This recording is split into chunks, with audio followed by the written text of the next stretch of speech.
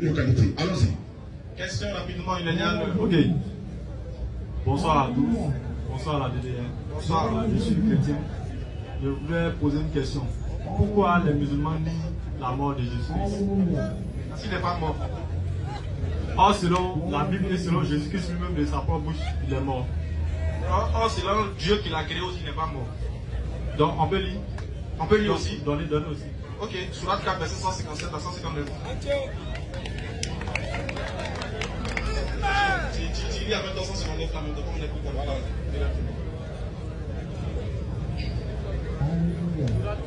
Surat 4, 157, 159. Oui.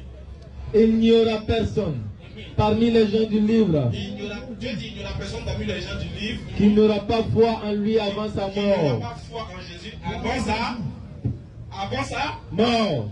Vas-y. Et au jour de la résurrection, Et c'est au jour de la résurrection il sera témoin contre que eux. Jésus sera témoin contre eux. Est-ce qu'il y a un verset que vous entendez? Ok, moi aussi, je vais donner un verset. Vas-y. Il faut prendre Apocalypse 1, 18. Apocalypse 1, 18. Je suis le premier, le dernier, j'étais mort. Et je suis vivant au 5 des siècles. Amen. C'est ça? C'est ça, non? Pourquoi on gagne tant quoi? Voyons. Sans problème. Ouais, il dit j'étais mort, et je suis vivant. C'est ça? Lui, il sa propre bouche, il dit quoi? J'étais mort. Voilà. Il dit qu'il n'est pas mort. Maintenant, Apocalypse, ça signifie quoi? Révélation. De quoi? Quand on dit révélation, je me parle de quoi? Donc, révélation, c'est une révélation. De qui? De qui? Jésus a révélé quelque chose à Jean. Tu connais pas le livre de l'Apocalypse, ce que ça signifie? Ça n'a pas de sens. Ah. Je dis, ma question est la suivante. Bien, ben, pour moi, c'est un sens. Si tu savais ce que signifie Apocalypse, tu n'allais pas citer quand on veut parler de la mort de Jésus. Parce que selon même testament chrétien, l'Apocalypse est un rajout de la part de l'Église catholique. D'accord. Tu vois, donc, attends, j'ai bien, moi, il te dit quelque chose que tu ne sais pas. Voilà. Donc, normalement, quand il va me citer quelque chose, au moins, cite-moi quelque chose, au moins dans les évangiles, je l'ai pu accepter. J'ai bien, il sait que c'est ainsi. C'est que Jésus a dit ça, je sais, mais il te dit, Apocalypse que tu as appris là, tu ne connais pas l'Apocalypse, donc désormais, ne commets plus l'erreur de citer Apocalypse quand tu veux parler d'un dit de Jésus. Parce que là, c'est une révélation d'ailleurs. Donc, allons dans DJ là même. Jean 14, 18. Ah, voilà, c'est bien. Ici, là, nous, on va bien vous traiter. Jean 14, à partir du verset 18. Je ne vous laisserai pas orphelins, je viendrai à vous. Ok. Quand quelqu'un dit je ne vous laisserai pas orphelin, on utilise le mot, sinon l'expression orphelin, lorsque quelqu'un ou lorsqu'une personne perd son père ou bien sa mère, là on dit il est orphelin. Là il parle à ses apôtres, il dit je ne vous laisserai pas orphelin. C'est-à-dire qu'ils vont perdre quelqu'un ou ils vont perdre quelqu'un. D'accord. Ce que je voulais savoir, Jésus mort ressuscité, je veux savoir quelque chose. Selon la Bible, pas selon toi. Jésus a-t-il demandé, non, je vais laisser ça, je vais aller directement chez Jonas, Inch'Allah. Est-ce que le prophète Jonas, dans Jonas chapitre 2, verset 1 à 2, la baleine a avalé Jonas, il était mort ou vivant? Il était vivant. Très bien. Jésus a prophétisé dans Matthieu 28, je crois, il dit sa prophétie, Matthieu 12, 40 à 44, il dit il va leur donner un signe, ça sera le signe de Jonas. Il dit de la même manière que Jonas a fait 3 jours et 3 nuits dans le ventre du poisson, lui il fera 3 jours et 3 nuits dans le sein de la terre. Jonas était vivant. Alors que Jésus dit ils vont voir un miracle qui sera comme l'échelle de Jonas. Mais si Jésus était mort, est-ce que sa prophétie peut être comme Jonas? Ok. Jonas, son esprit était en lui. Mais est-ce que Jésus, quant à Jésus, son esprit était en lui? C'est pas ma question. Moi, c'est que je veux savoir.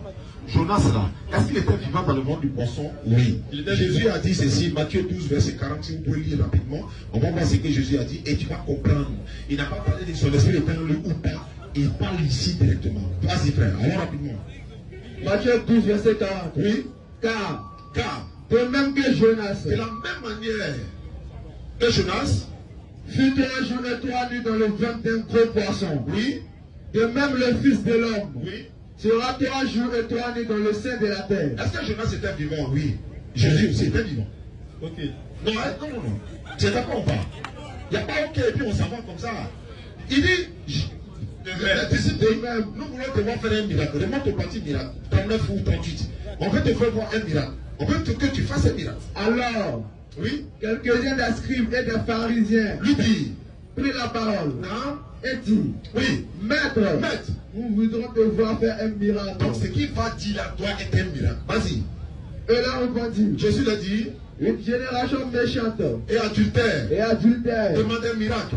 Et ne lui sera donné, aucun miracle si ce n'est celui du prophète Jonas. Si ce n'est le prophète de Jonas. Et comment on fait ça? Le miracle de Jonas. Parce que pour Jonas, c'est un miracle. Hein?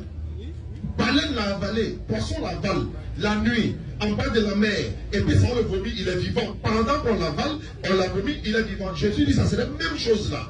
Et puis Jésus est mort. C'est la même chose. C'est que. Moi, une dernière question. Alors, ça, souvez un coup.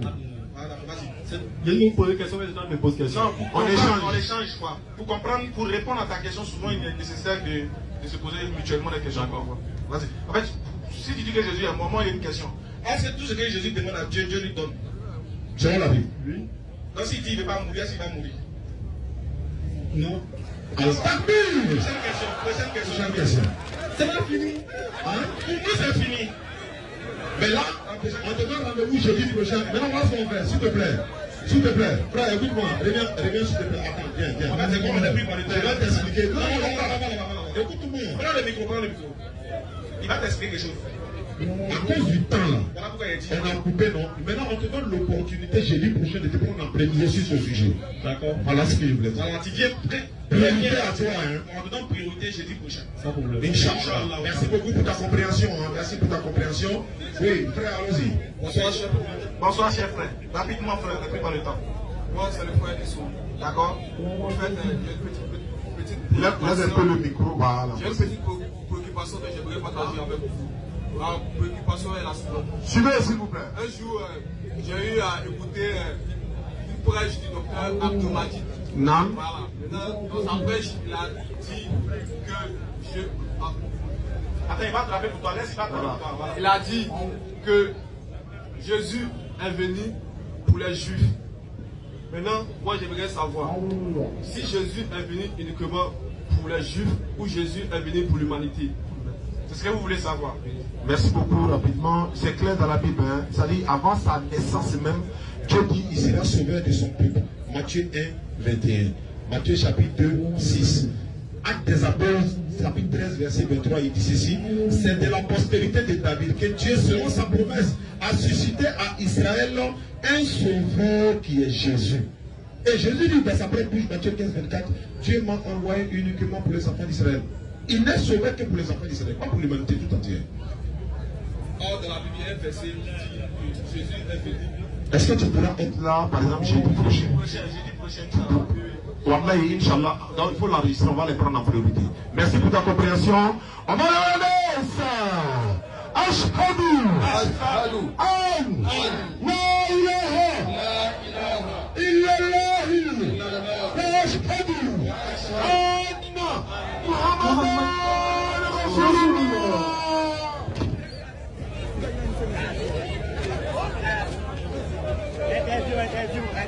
Interview. Par interview. Oh Nourdine, viens. Ça va comment vous il y a d'autres qui peuvent poser des questions. Interview, demande interview. Voilà, vas-y. Assalamu alaikum. Wa alaikum salam. Alors, nous avons remercions également la DDR pour ce que la DDR fait. Oui. Nous remercions également la DDR parce que actuellement, nous, en tant que jeunes musulmans, grâce à la DDR, nous avons pris conscience. Avant, nous étions là, par exemple, les gens venaient nous donner notre vie à Jésus.